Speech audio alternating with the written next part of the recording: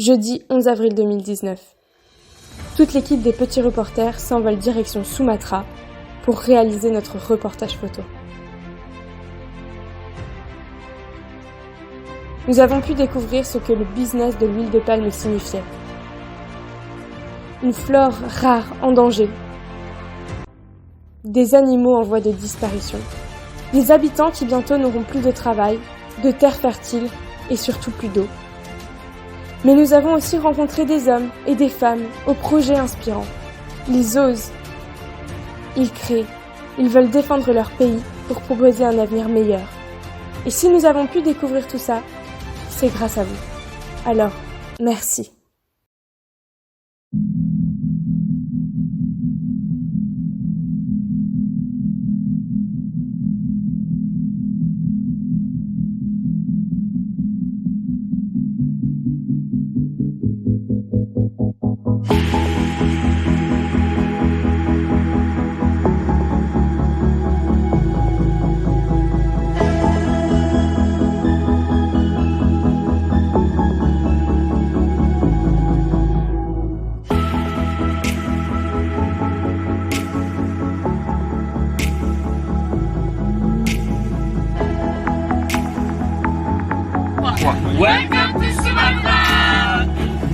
On est arrivé de nuit, donc on savait pas trop où on était.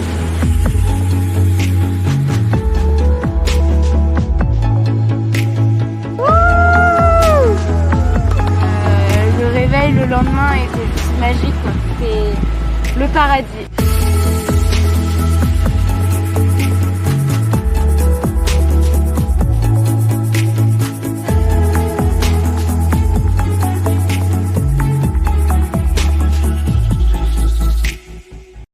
Lors de notre premier jour à Bukit Lawang, nous nous sommes rendus au village pour rencontrer les locaux et découvrir l'artisanat.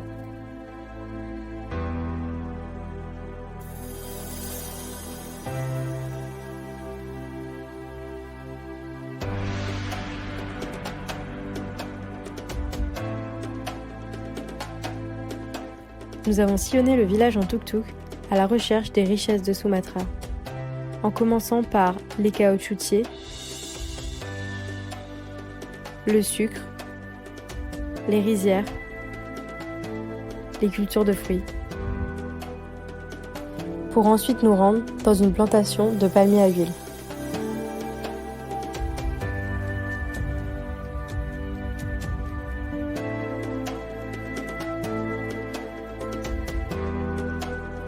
Tout seul, on aurait été un peu perdu et là, on a été super bien guidés, on a fait de super rencontres grâce à eux.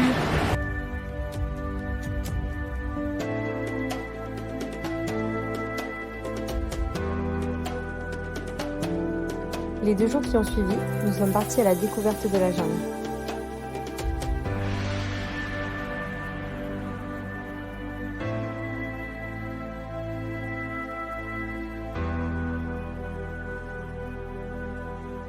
On vient de faire 1 heure de marche dans la jungle, dans un parc naturel qui protège les orang-outans, donc on a pu les observer dans leur habitat naturel.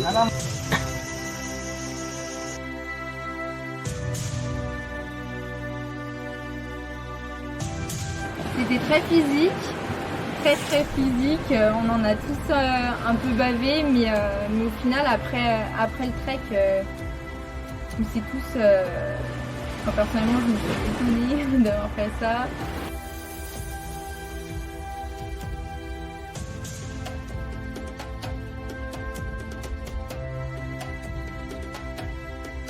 C'était un voyage incroyable. On a appris énormément de choses.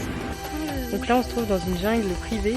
Donc, le directeur de Back to Nature a acheté cette forêt pour pouvoir planter des arbres, cultiver et surtout ne pas détruire la forêt, donc la protéger.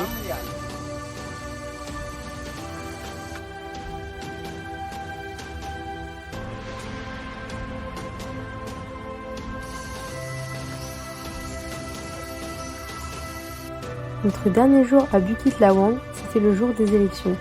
Nous avons décidé de retourner au village pour discuter avec les locaux de leur opinion sur l'environnement. C'était bien de savoir le différents points de vue des gens, comment ils voient la situation par rapport à l'écologie. Alors il y en a qui voyaient pas trop le danger, ils étaient plutôt pour parce que c'est un peu ce qui fait marcher l'économie sur l'île. On a beaucoup qui travaillent justement dans l'huile de palme.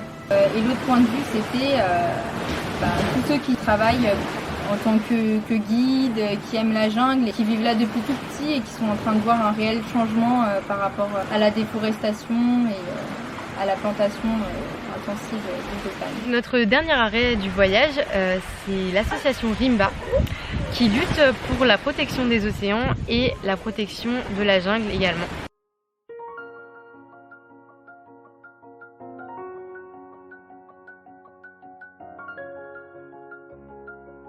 Donc ça fait vraiment le contraste avec Bukit Lawang qui était totalement dans les terres.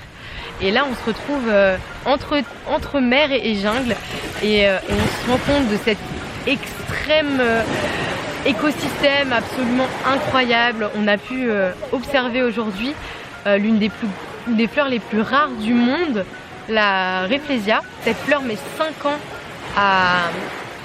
à éclore et n'est ouverte que 4 à 5 jours, donc on s'est vraiment rendu compte de la chance qu'on avait et de cet écosystème absolument incroyable que des gens comme Nadège et son mari essayent de protéger malgré tout ce qu'on peut voir ailleurs. À seulement 40 minutes de bateau à Padang, l'eau est absolument sale, pleine de déchets et on se retrouve ici dans un petit paradis protégé. Ils essayent vraiment de sensibiliser les locaux du village, surtout de sensibiliser les enfants et de faire prendre conscience, de mettre en œuvre certaines choses pour la gestion des déchets, pour la protection de l'environnement et surtout le changement de mentalité, parce qu'on l'a bien compris, sans changement de mentalité, il n'y aura aucun changement de la part des locaux ici, sur place.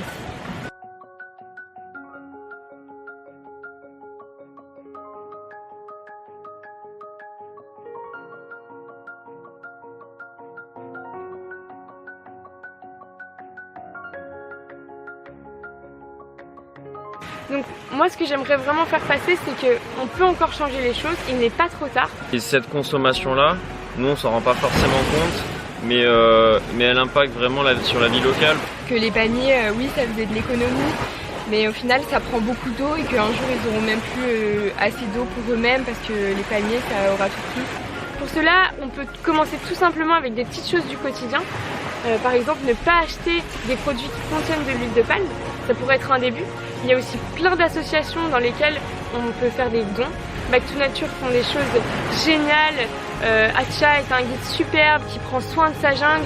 Ici à Rimba, ils font énormément de choses. On a aujourd'hui travaillé avec les enfants. Donc il y a beaucoup de solutions.